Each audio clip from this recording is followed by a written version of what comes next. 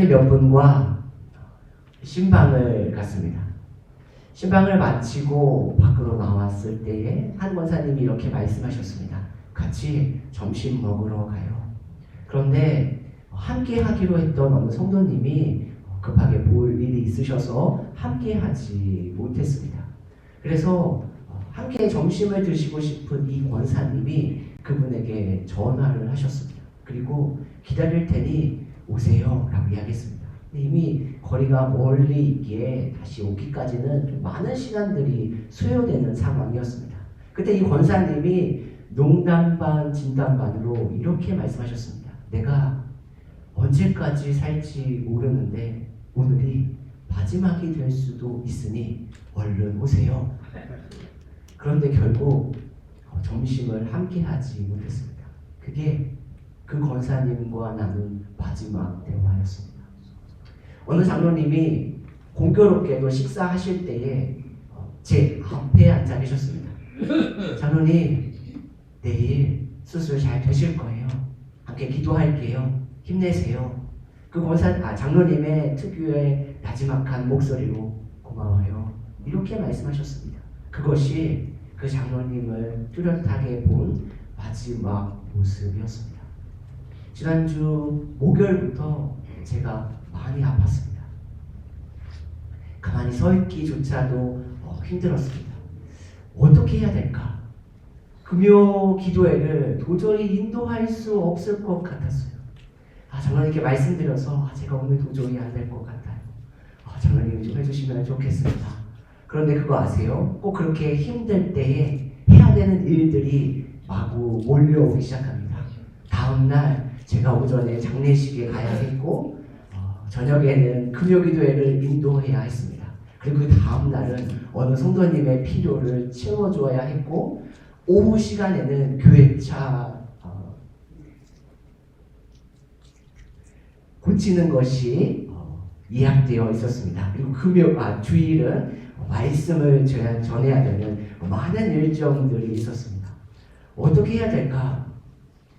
40대 중반의 젊은 목사가 저 아파요 라고 얘기하는 것이 너무 송구스럽고 죄송했습니다. 그래서 언제나 저는 씩씩한 모습을 보여드려야만 하는 마음의 부담이 늘 있었습니다. 그래서 약할 때 강함 되시는 주님을 의지함으로 하나하나 일정을 소화하기 시작했습니다. 어제 저녁에 제가 집에 도착해서 그동안에 있었던 일들을 돌아보며 하나님 앞에 너무 감사했습니다. 하나님께서 사람들의 필요를, 위로를, 도움을 부족한 자를 통하여 이렇게 베푸시는 그 은혜가 너무 고맙고 감사했습니다. 오늘 주일 목소리가 도저히 나오지 않을 때에 오늘은 어떻게 해야 할까요? 그런데 오늘이 어쩌면 우리가 드릴 수 있는 마지막 예배가 될 수도 있습니다. 그 예배를 진실한 마음으로, 간절한 마음으로 하나님의 말씀을 전하고자 듣기 불편한 목소리로 말씀을 함께 나눕니다. 우리는 마가복음을 통해 길을 걷고 계시는 예수님의 모습을 함께 살펴보고 있습니다. 예수님을 믿는 우리는 예수님의 길을 걷는 사람입니다. 사도 바울이 예수님을 믿는 사람을 잡기 위하여 다메섹으로 갑니다. 그때 예수님 믿는 사람을 이렇게 표현합니다. 사도행전 9장 2절입니다. 다마스쿠스에 있는 여러 회당으로 보내는 편지를 써달라고 하였다. 그는 그 도를 걷는 사람은 남자나 여자나 가리지 않고 닥치는 대로 묶어서 예루살렘으로 끌고 오려는 것이었다. 그 도를 걷는 사람, 여기서 도는 길입니다. 따라서 사도 바울은 예수님을 믿는 사람을 예수님의 길을 걷는 사람이라고 주장하고 생각하고 있습니다. 그런데 길 앞에 정관사 더, 그가 항상 붙어 있습니다. 자신의 길이 아닌 그 길, 예수님의 길, 그 길을 걷는 사람이 예수님을 믿는 사람입니다.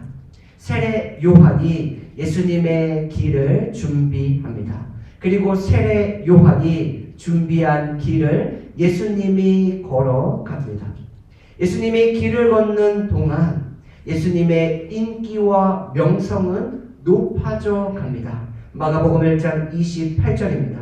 예수의 소문이 곧 갈릴리 주위의 온 지역에 두루 퍼졌다.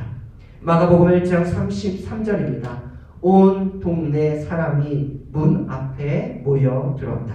마가복음 1장 45절입니다. 사람들이 사방에서 예수께로 모여들었다. 예수님을 찾는 사람들의 숫자가 점점 더 많아지고 있습니다. 그리고 오늘 본문은 이 사람들의 지역을 갈릴리, 유대, 예루살렘, 이두메, 요단강 건너편, 그리고 두로와 시돈이라고 말씀하고 있습니다. 갈릴리, 유대, 예루살렘은 유대인들이 살아가는 지역입니다.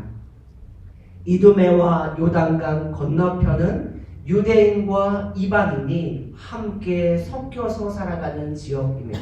그리고 두로와 시돈은 이방 사람들이 대부분 살고 있습니다. 조금 더 이해를 돕기 위하여 북쪽에서는 약 80km, 남쪽에서는 192km 정도 됩니다. 우리 교회를 중심으로 스코메시에서 함께 예배하기 위하여 교회에 옵니다. 우리 교회에서 시애틀까지 한 212km 정도 됩니다. 정확하진 않지만 편의를 위해서 시애틀에서 예배하기 위하여 우리 교회에 찾아옵니다. 남쪽에 있는 시애틀, 북쪽에 있는 스코메시에서 주님을 예배하기 위하여 찾아오는 사람들이 많아지고 있습니다. 이러한 정보를 가지고 지도를 함께 보시겠어요? 예수님이 있는 갈릴리 지역으로 수많은 사람들이 동쪽, 서쪽, 남쪽, 북쪽에서 몰려오고 있습니다. 그들은 예수님을 보기 위하여 거리와 시간, 자신들의 수고와 노력을 신경 쓰지 않습니다.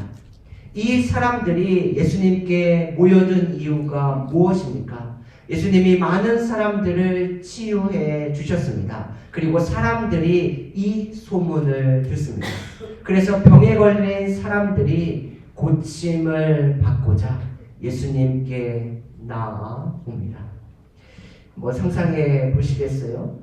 예수님을 찾아온 사람들은 감기 같은 가벼운 질병을 가지고 있는 사람들이 아닙니다. 그들은 자신의 삶의 끝자락에 있는 절박한 사람들입니다. 지푸라기라도 잡는 심정으로 예수님을 찾아온 사람들입니다. 그런데 본문은 이 사람들을 향하여 이렇게 정의하고 있습니다. 마가복음 3장 7절입니다.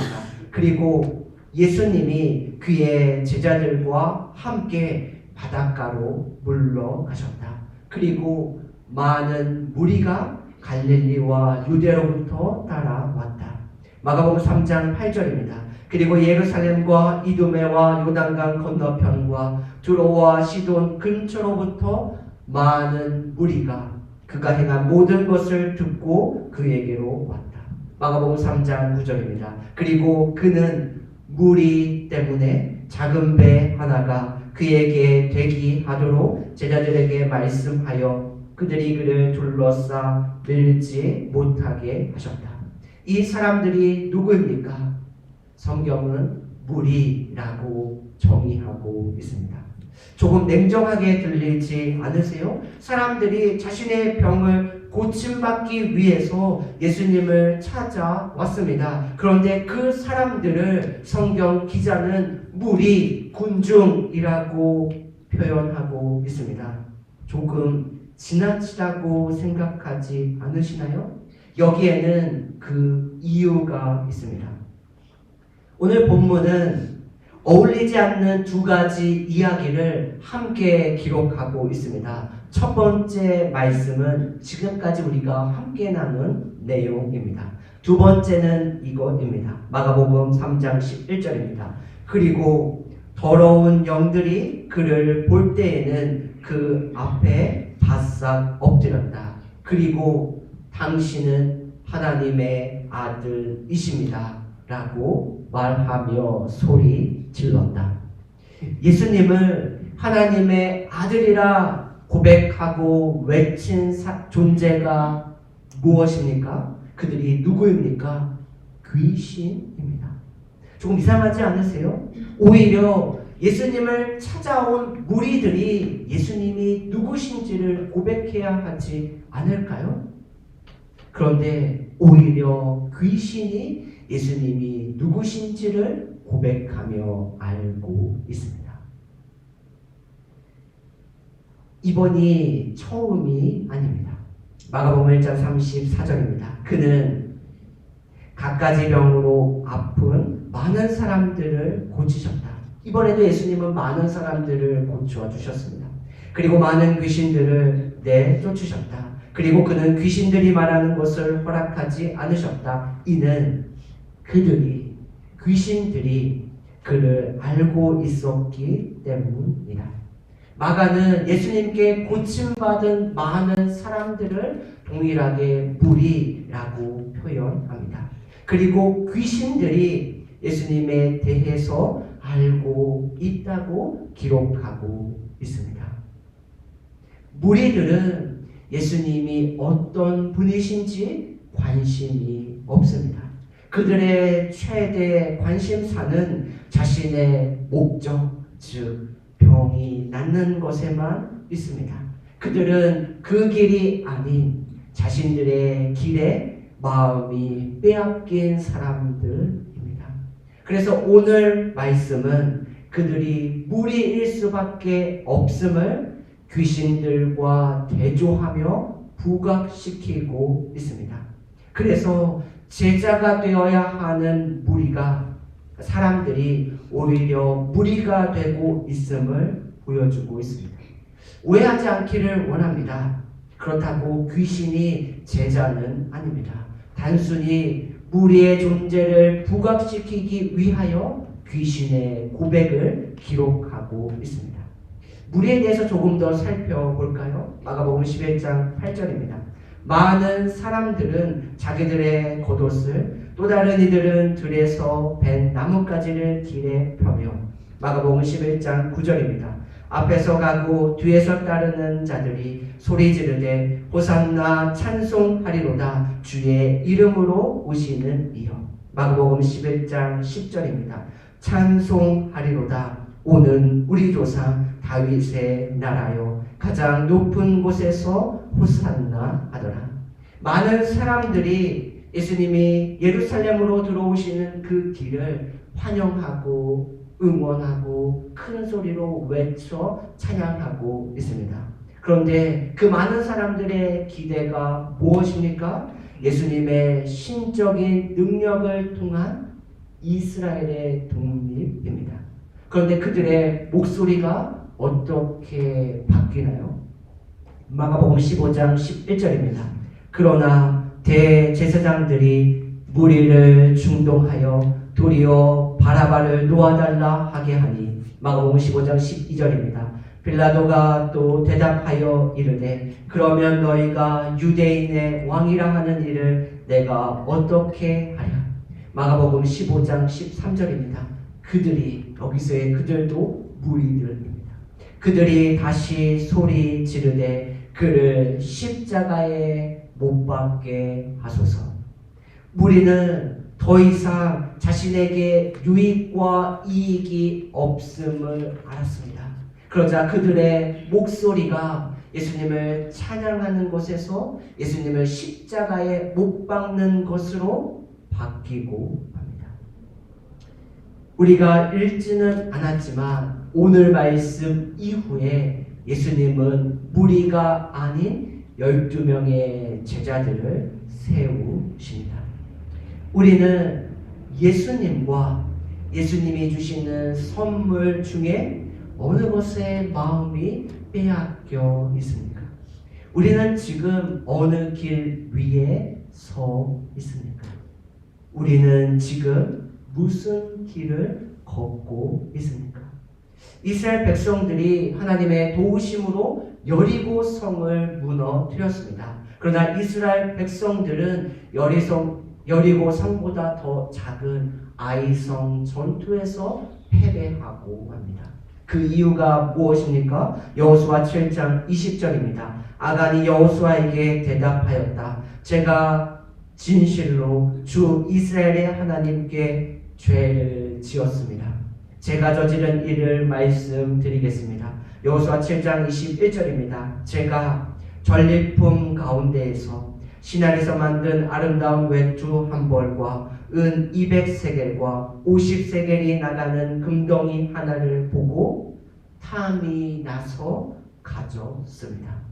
아간 한 사람의 죄 때문에 이스라엘 백성들 전체가 어려움을 당했습니다. 그런데 그가 자신의 죄를 고백할 때 그 이유를 탐이 나서 제가 가져갔습니다. 고백합니다. 그는 자신의 내면의 욕심의 목소리를 따라 선택했습니다. 지금은 누가 무리인지 누가 제자인지 명확하게 알 수 없습니다.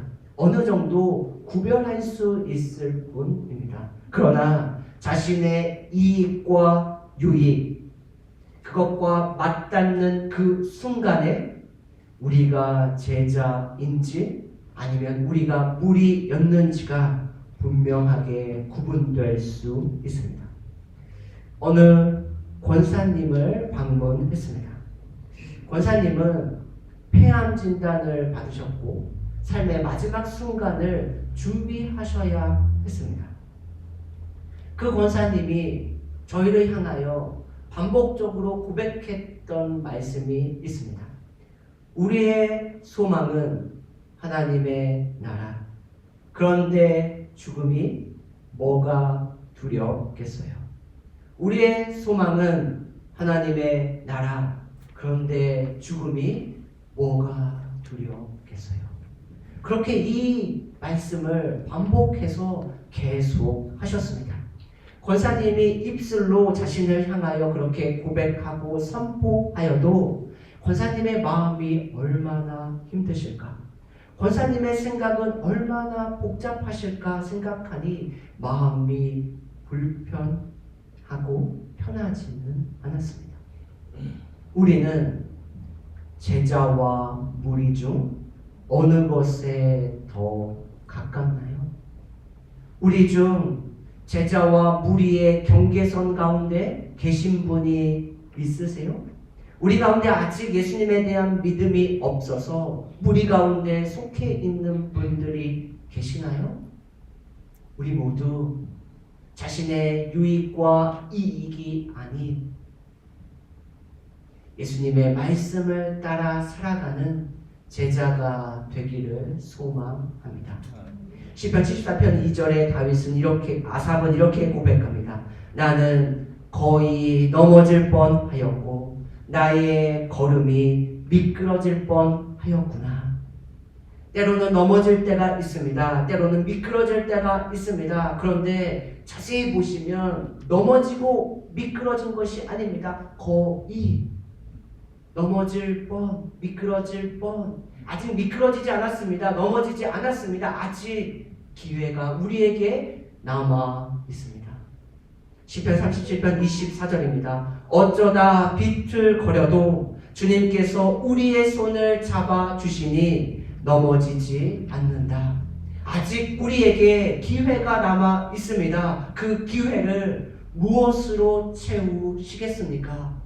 무리로 남아 계시겠습니까? 자신의 감정과 자신의 기분에 따라 예수님을 선택하며 살아가는 삶을 살아가게 하시겠습니까? 아니면 약할 때 강함 되시는 그 주님을 붙들고 남겨진 나의 삶을 하나님의 말씀으로 채우시겠습니까? 오늘 주님은 저와 여러분들에게 도전하고 묻고 계십니다. 제자냐? 무리냐? 너의 이익이 사라질 때에 나를 버리고 도망갈 무리로 남겠느냐? 아니면 끝까지 그 길을 걸어가고 그 길 끝에 있는 면류관을 기대하는 제자로 남겠느냐? 우리의 삶이 자신의 이익과 유익이 아닌 주님의 이익과 유익을 구하는 무리가 아닌 제자의 삶을 살아가는 저와 여러분들의 삶이 되시기를 신실하시고 선하시고 좋으신 예수님의 이름으로 축복합니다. 아멘. 기도하겠습니다.